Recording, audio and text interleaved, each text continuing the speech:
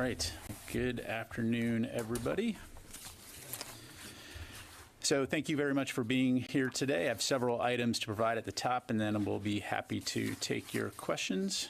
First, as you're aware, Secretary Austin and General Milley participated in the 5th Ukraine Defense Contact Group meeting at Ramstein Air Base last week, along with senior defense leaders from nearly 50 countries from around the world.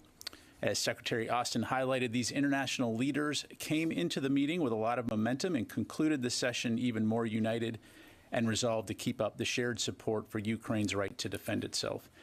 During the meeting, Secretary Austin also announced the authorization of a presidential drawdown of security assistance valued at up to $675 million to meet Ukraine's critical security and defense needs, bringing the total amount of U.S. security assistance to $17.2 billion since 2014. And as we've seen this week, Ukraine continues to use this aid and that provided by other international partners to great effect on the battlefield in their fight to defend their country. Separately, I want to highlight a couple of operations-related items. The Department of Defense is in support of the U.S. Agency for International Development's efforts to provide assistance to Pakistan in the wake of massive flooding and the humanitarian assistance crisis there. And our condolences certainly go out to those who've been impacted by this terrible natural disaster. To date, the DoD has supported the U.S. government's USAID-led response by providing critical airlift and staging support. U.S. Air Force C-17 and C-130 aircraft assigned to U.S. Air Force's Central Command have so far flown 10 missions into Pakistan, delivering over 1 million pounds of critical humanitarian supplies and equipment to aid the Pakistani people. And we expect this pace to continue over the next several days. Humanitarian relief supplies being transported include emergency food, drinking water, sanitation supplies and equipment, portable shelters, bedding, hygiene supplies, and kitchen sets. Also on the DoD operations and exercise front, the North American Aerospace Defense Command and U.S. Northern Command are conducting Operation Noble Defender this week from September 12th through the 14th over Alaska and Canada's Northwest Territories. This iteration of Noble Defender is a long-planned Arctic operation that will demonstrate the ability of Canadian and U.S. forces to integrate with defense and security partners for a holistic 360-degree defense of North America. This exercise has been conducted quarterly since 2019. During the operation, NORAD aircraft, in partnership with U.S. Strategic Command, will conduct defensive maneuvers to demonstrate the ability to rapidly deploy military assets and conduct operations in defense of North America's northern and western approaches. In addition, UNITAS 63 began last week in Rio de Janeiro. UNITAS is the world's longest-running maritime exercises, which highlights our focus on strengthening our existing regional partnerships and encouraging the establishment of new relationships through the exchange of maritime mission-focused knowledge and expertise. More than 5,500 military personnel from 20 partner nations kicked off the exercise during an opening ceremony September 8th, which was hosted by Brazil. This year's exercise includes 19 warships, vessels, 1 submarine, and 21 aircraft, and is scheduled to run through September 22nd. Also here in Washington, D.C. this Thursday, as part of the U.S. Air Force and Department of the Air Force 75th anniversary commemoration, the U.S. Air Force will host a 75th anniversary tattoo at Audi Field, which will include a scheduled flyover of current and historical aircraft representative of our nation's air power advantage over time. Flyovers are scheduled between 6:45 and 6:55 p.m. Eastern Time and will include the U.S. Air Force Thunderbirds and a variety of 5th and 4th generation aircraft, plus several historic planes to include a B-17, B-25, and P-51. And then finally, earlier this morning, Secretary Austin visited the British Embassy here in Washington, D.C. to sign a condolence book following the passing of Her Majesty Queen Elizabeth II. As the Secretary said in his statement last week, our thoughts are with Queen Elizabeth's family, King Charles III, all those who loved her, and with our stalwart British allies during this difficult time. And with that, I'm happy to take your questions. We'll start with Lita. Thanks, Pat. Two things. One, on the NASAMS, can you, my understanding was that none had been delivered yet to Ukraine. Is that still accurate? And do you have any sort of ETA on how long it will take before they get their first one? And then second, this question has come up sort of intermittently over time. The Russian battalion tactical groups that are in Ukraine. We've heard over time they've got up to over 100 that were in Ukraine, and I'm wondering, even if you can't give us a very specific total, can you give us a sense of the number of Russian battalion groups or whatever that the U.S. believes are still in Ukraine, considering the reports that obviously some have left and gone back into Russia? Sure. Your first question on the NASAMS, I don't have a delivery time. As part of the USAI process, working with industry to have them manufacture that capability and provide it to Ukraine. So certainly we'll keep you updated on that front. In terms of the number of Russian battalions and forces in Ukraine, I'm not going to have a high level of granularity to provide here from the podium, other than to say, obviously, Russian forces do exist en masse in Ukraine. Certainly this week, we've seen a number of Russian forces, especially in the northeast, in the Kharkiv region, cross over the border back into Russia as they've retreated from the Ukrainian counteroffensive. But in terms of specific numbers, I'm not going to be able to provide that. Well, on the NASAMS, do you have a sense that is this 3 years down the road, or is it maybe sometime, even a general idea? Yeah, I don't want to put a timeline on it. I know that it is certainly a priority, but I don't want to put a timeline on it. Thank you. Idris. Do you see any evidence that Russia has now used Iranian drones in Ukraine? We've seen the press reporting and certainly seen comments by Ukrainian officials, but I don't have any information with me right now to corroborate those reports. And the counteroffensive, would you describe sort of the pace of the counteroffensive as something the department found surprising and unexpected, or is this the timeline you expected it would sort of play out on? Well, certainly since the beginning of Russia's invasion into Ukraine, we've seen the Ukrainians demonstrate a remarkable adaptability in their ability to use their warfighting capabilities to great effect. So it's not surprising to us that they have pushed as quickly as they have. They've also, again, shown a remarkable ability to take advantage of opportunities that present themselves on the battlefield. And the current counteroffensive in Kharkiv is no exception to that. I think if anyone was surprised, just based on the reports that we've seen in terms of the Russian military's response, it was probably the Russians. Ma'am. The Navy has opened an investigation into the Navy SEALs BUDS training, and the New York Times reported on it this past Friday. Can you speak to Navy SEALs training, if there's any sort of culture problem you've seen or heard about, and if there's any evidence of performance-enhancing drugs being used? So in terms of the Navy and the SEALs, I'd refer you to them. I know they've opened an investigation and are looking into that. To address your last question, more broadly speaking, if you're asking whether there's indications that this is a broader problem, I would say across the Department of Defense, no. Secretary Austin certainly believes that the health and welfare of our military members is a top priority and has confidence that our commanders will also have that same approach. But in terms of that particular issue, again, I'd have to refer you to the Navy on that. And there is an increased number of reported deaths associated with the training. Are you confident in the investigation into it, that it'll be solved? We're confident that Navy leaders are taking it seriously and looking into it. Thank you. Ma'am. Does Ukraine's ongoing offensive make the case to step up the speed and the scale of the ongoing weapons deliveries from the U.S., but also from its partners? Well, I think from the very beginning, as highlighted in my opening remarks, we have been working very closely with Ukraine and the international community to get aid to Ukraine as quickly as we can. And so I do not anticipate that we will let up on the throttle. Sylvie.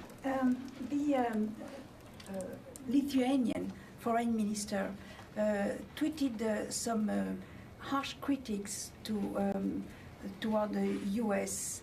Recently, he said that Ukraine could have thrown Russia out months ago if they had been provided the right equipment right away. and he said that now U.S. and the West in general should send them as fast as possible all their stockpiles of ATACMS and fighter jets. Do you agree with that assessment? Certainly, I don't have anything to say in regards to the minister's particular comments. I will say that Secretary Austin and other U.S. government leaders continue to regularly engage with our Ukrainian counterparts. I think last week's meeting at Ramstein is a good example of how seriously we're taking this. And that we are constantly engaged in a dialogue to determine what are the needs of our Ukrainian partners based on the conditions on the ground. And as we've seen, and as evidenced by this counteroffensive, they are using the equipment they have to great effect to change the dynamics on the battlefield. They also ask for ATACMS. And we'll continue to have those conversations with them to look at what they need immediately and into the long term. Yeah, go ahead, Jim. All on that a little bit. So it's been 6 months since these weapons shipments have been going in. And the Ukrainians seem to be getting far better at the use and in like the combined use of that. Is that the feeling you got when we were in Ramstein? Well, again, since the beginning, I mean, if you go back in time and you look at the situation that the Ukrainians found themselves in February, and you look at the situation that they find themselves in today, it is just that remarkable adaptability on the battlefield to be able to take advantage of the opportunities that exist to use not only equipment that they've already had in their inventory, but the equipment that has been provided to them by the U.S. and other international partners. And so it is very evident that they continue to figure out ways to fight and to do it well. Thank you. Yes, sir. So it's been reported that Ukraine has seized several thousand square kilometers of territory previously held by the Russians. Is the DoD, however, concerned that if there is not a decisive victory by the Ukrainians in this counteroffensive, that Russia might seek to escalate the conflict, namely by, say, declaring a war and mobilizing its forces fully? Yeah, so I don't want to speculate on what Russia might do next. Clearly, they've demonstrated their intent to keep fighting in Ukraine and to prolong their illegal occupation. We obviously, on our end, will continue to monitor the situation, and our focus will continue to be on working with the Ukrainians and the international community to provide them with the support that they need. But I will highlight that it is, that President Putin could de-escalate the situation tomorrow by withdrawing Russian forces. But as long as that doesn't happen, we'll continue to stand behind Ukraine. And just one small follow-up on the aid shipment that was discussed. So specifically on those longer-range munitions, has the successes that Ukraine has seen in this counteroffensive changed any perspectives within this building on what Ukraine might need for the successive offensives? Well, I think it's an ongoing dialogue, right? And a couple of weeks ago, we had Dr. Collin here who talked to the fact that part of those discussions are looking at the medium and long term for the needs that the Ukrainians will have in order to defend their territory and their sovereignty long term. And so that will be an area that we'll just continue having that dialogue in terms of what does that include and how best can we support them. Yes, ma'am. Thank you, General. On North Korea, excuse me. North Korean leader Kim Jong-un adopted the nuclear force policy as decree. And he also declared that he would never give up their nuclear weapons and that he could use a preemptive nuclear strike against the United States and its allies. Do you think the United States and its allies, South Korea, prepared for the preemptive nuclear strike against North Korea in case of an emergency? Sure. Certainly seen the reports on that, and it's just indicative of the unhelpful and destabilizing comments that we've seen come from North Korea in the past. Certainly when it comes to nuclear deterrence, we have a tried and true policy and process, which includes working very closely with our international allies. And so I'll just leave it at that. Thank you. North Korea is strengthening its strategic nuclear weapons test, and North Korea's seventh nuclear test is showing sign of imminence. Can you predict that strategic nuclear weapons test is also possible in this seventh nuclear test? Yeah, I'm not going to talk about hypotheticals or speculate, but again, we'll continue to closely monitor and work with our partners and allies in the region. But thank you. And let me go ahead and go to the phone here. Tony from Bloomberg. Hi there. I had a non-Ukraine question, sir. The Pentagon, in its list of the OMB for the upcoming continuing resolution, requested an extension to 3 years for protection provided former DoD officials. Can you give a rationale for why the protection needs to be extended? Does it have anything to do with the Justice Department's claims that Iran tried to harm National Security Advisor Bolton? Yeah, thanks, Tony. What I would tell you is that we're constantly evaluating our security policies in light of current intelligence and the security situation. But as I'm sure you can appreciate, we're not going to comment on the specifics of what those intelligence assessments or security assessments might be. Thank you. Let me do one more from the phone here. Jeff Selden, VOA. Hi, thank you very much. Two questions, one on Ukraine and one on Afghanistan. On Ukraine, we've heard from a number of senior Ukrainian officials warning Russia is likely to launch a new wave of cyber attacks, again going after Ukraine's energy sector, financial sector, and that Russia is preparing some new cyber weapons that could be used beyond Ukraine. Wondering what the U.S. is seeing on this front and what the Pentagon is doing to support both Ukraine and other allies who might become targets. On Afghanistan, CENTCOM earlier put out a release about Exercise Eagle Lion 22, noted participation of troops from Kazakhstan. Wondering, have there been any developments in the negotiations we heard about so long ago with Central Asian nations for possible basing agreements or permissions to help the U.S. counterterrorism mission now that troops are no longer in Afghanistan? Yeah, Jeff, on your second question, I'll come back to it because I was having a hard time hearing specifically what you were asking about. On your first question, in terms of Russian tactics in Ukraine, beyond what we've already seen, both in Ukraine and elsewhere, certainly cyber is a capability that Russia maintains. I don't have any specifics to provide from the podium in terms of what exactly we're seeing on the battlefield in Ukraine, other than to say, that that is a TTP that they've employed, as you well know. And then, I'm sorry, your second question about Afghanistan, what was the specific question? I was just wondering, we heard a lot a while ago, prior to the withdrawal of U.S. troops, about negotiations and talks with Central Asian countries for basing options so that the U.S. could continue its counterterrorism mission after the withdrawal. I noticed that Kazakhstan's participating in an exercise with CENTCOM, wondering if that means that there's been any progress or if there's otherwise any progress on that front. Thanks, Jeff. Okay, so I don't have anything to announce today. Clearly, we maintain a counterterrorism capability in the U.S. Central Command area of responsibility. In terms of our partnerships with individual countries, again, I don't have any new announcements to make other than to say that it is a robust series of partnerships, and we have capabilities throughout the region to be able to provide a counterterrorism response should we need to. Thank you. Let me go back to the room here, sir. Thanks. Travis Tritton with military.com.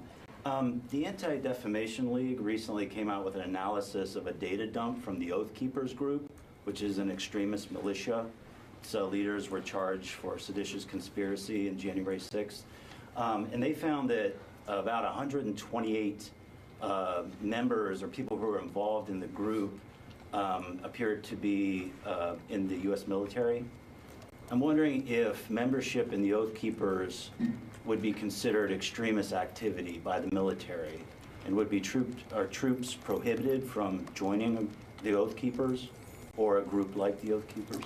Yeah, so I don't have any specifics on the particular incident that you're describing, other than to say, DoD policy is clear. You cannot be an active member of a extremist group, and certainly where there are indications of that, the services, as appropriate, will investigate those. And so, in regards to those particular members, I'd refer you to the services to see, what if any status is on those individuals. Is there a consensus on which groups are considered extremist groups?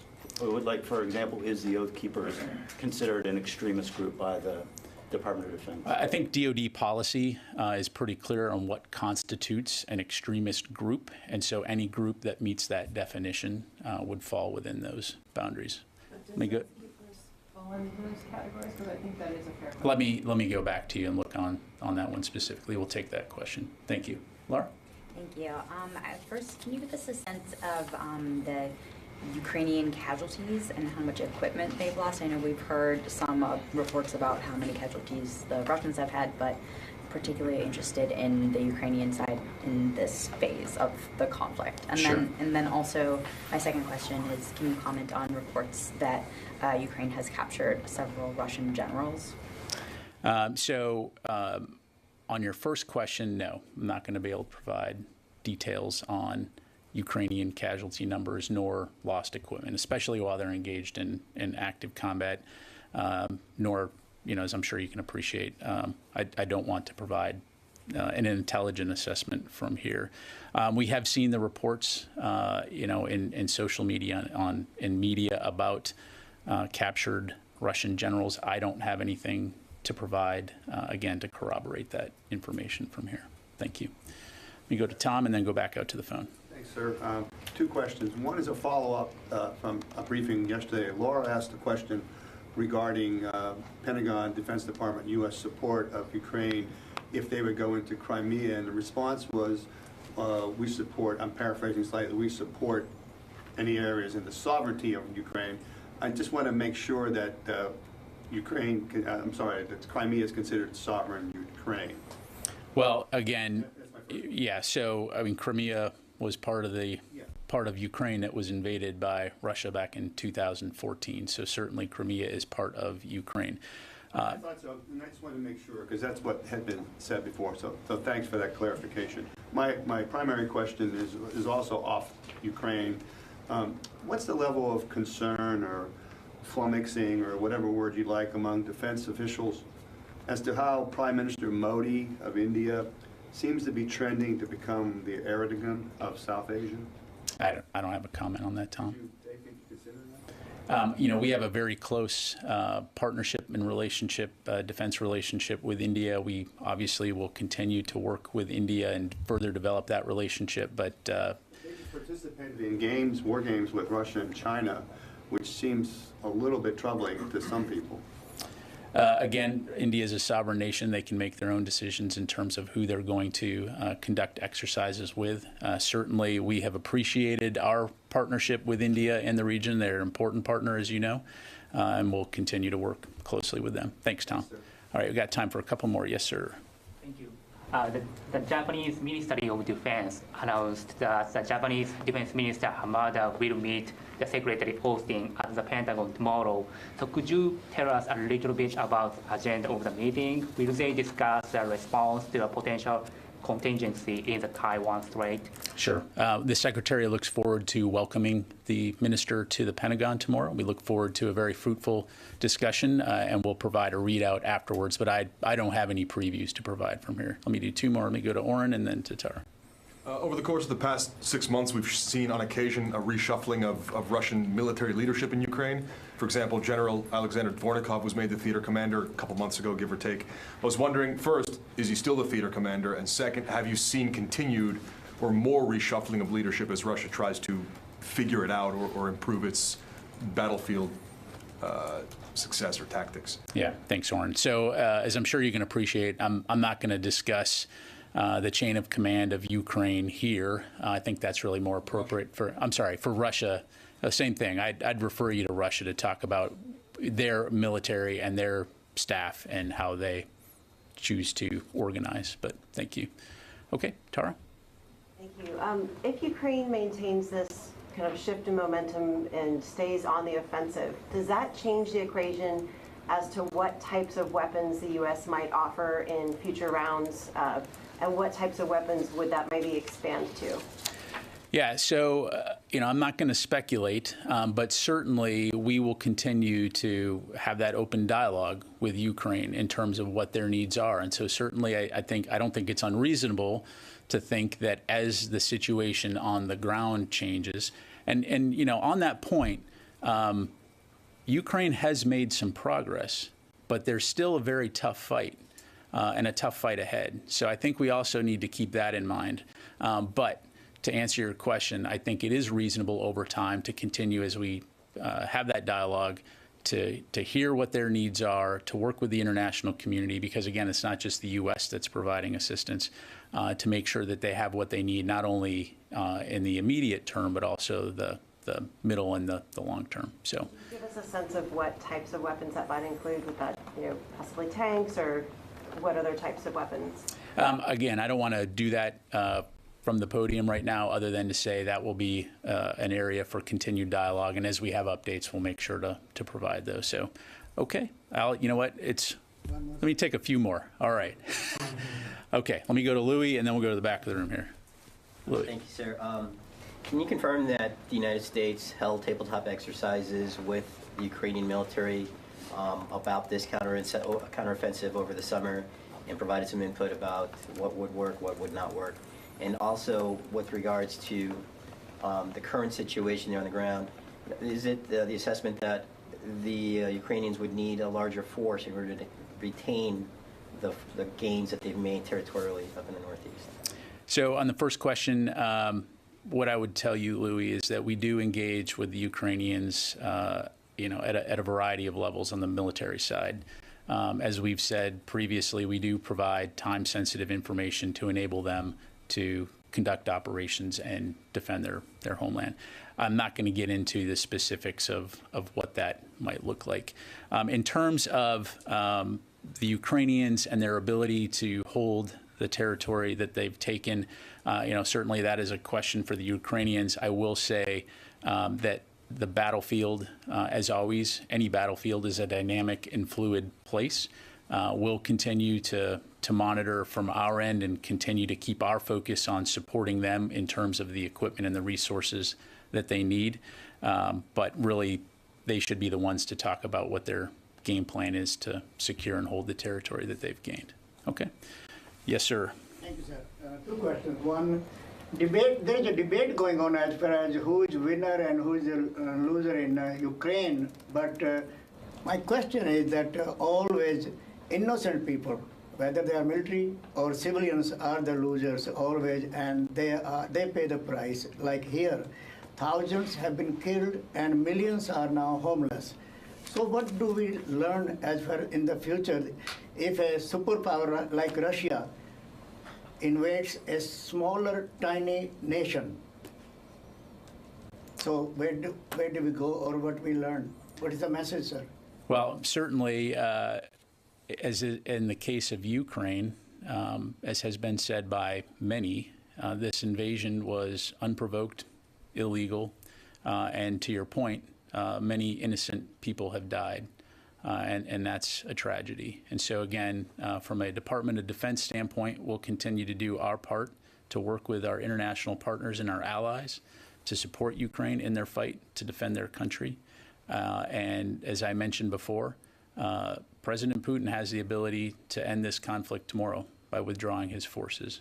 But if he chooses not to, then we'll continue to support Ukraine for as long as it takes. Okay. Last one. Thank you. As far as our own tragedy or terrible tragedy 21 years ago, 9/11, what do we learn and what's the message? Because still terrorists are still moving around in the region. And what is the message that you have to give our secretary?